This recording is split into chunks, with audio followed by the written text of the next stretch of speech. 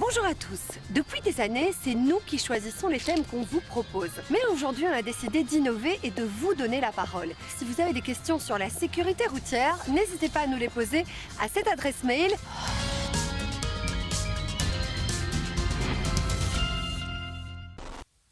Bonjour, j'ai entendu qu'un éclairage n'était plus obligatoire sur les vélos.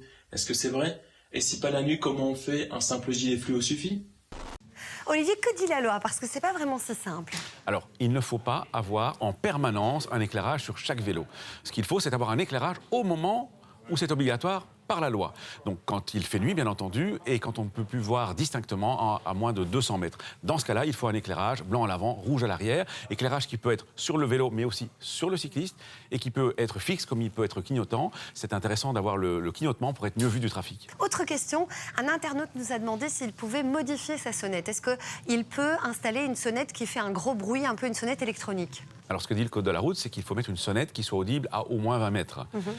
C'est essentiellement destiné à prévenir d'autres usagers faibles, en fait, pas tellement des véhicules. Si vous mettez une sonnette qui va plus fort dans l'espoir peut-être d'avertir les camions, les voitures, vous risquez par contre d'effrayer d'autres usagers.